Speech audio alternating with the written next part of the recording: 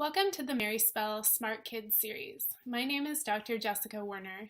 I am a professor of education in Minneapolis, Minnesota. I work at the College of St. Scholastica, and I work with pre-service teachers. That is people who are becoming teachers. I do a lot of supervision and help them figure out how to best teach and manage their classes. I am also a former primary school teacher, and I have lots and lots of ideas around ways to make learning fun and engaging. So today I want to share with you some tricks and tips to make some of that super boring stuff that unfortunately our kids have to do and that we have to do, but ways to make it a little more fun and engaging for your children.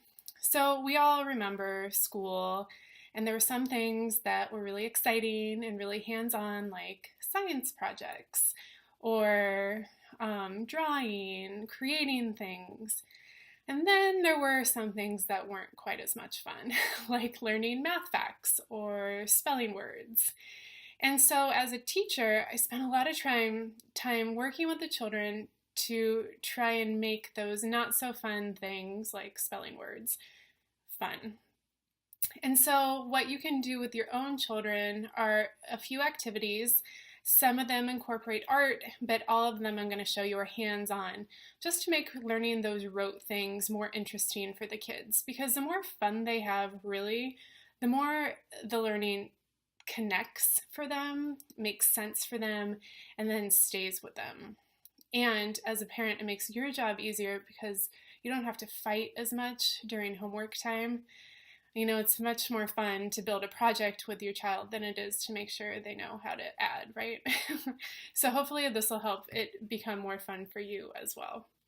So the first thing I want to show you is something I used to do with my students, and now I do with my daughter for when they were practicing or when she is practicing her spelling words. You can also do this really with anything. You can do it with math facts. It works really well with those things that the children are forced to learn more ropely, but I'm going to use spelling words today as the example. So I got out some materials I'm going to show you, and I'm at my house, and this is my children's playroom. So if you see stray toys, it's because this room is played in a lot. So here we go. On this little table are a few things, and I'll explain to you what I have done. So in my house, this is the room and the area where we create things. And what that means is when we're working on my daughter's homework and I'm trying to do something creative with her, we come in here as well. So if you have a spot for that in your home, I recommend using it for these projects. So you might have noticed the tray full of, let me show you again, the tray that says home. Okay, it's backwards for you, but you get the idea. So if home was one of your child's spelling words, or if your child had like a list of spelling words to learn, you can have them spell the words out with something instead of just saying them back to you. So I use beans. Just use something you have lying around. These are garbanzo beans. I used beans and I put them in a tray. So here are their garbanzo beans, and I am spelling out the word home, which would be one of your child's spelling words. Just an example.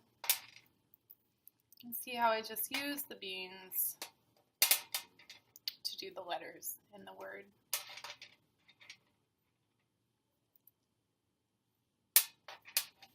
You just want to make sure whatever you're using, beans, rice, trucks, you have enough to spell out the words. Otherwise, your child won't be able to finish, and that might be a little discouraging.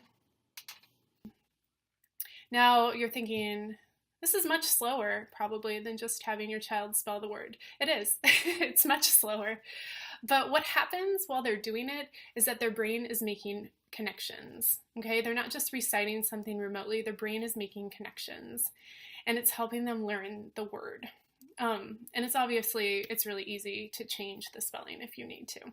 So take objects you find around the house, small objects like beans, you can do it with rice, anything small. My son has a ton of little cars, and we might even use the cars and spell out the words on the floor.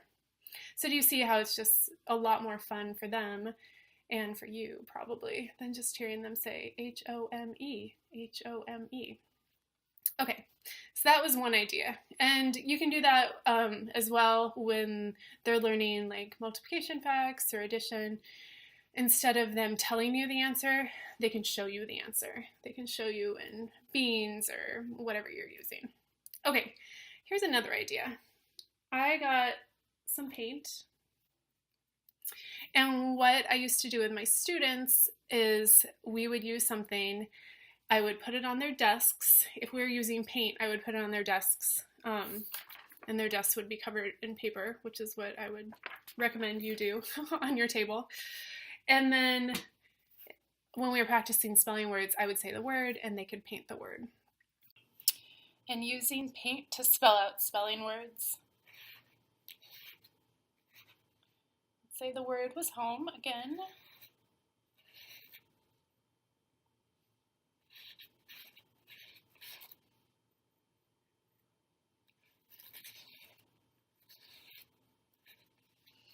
It's also easy to use for those math facts like 2 plus 2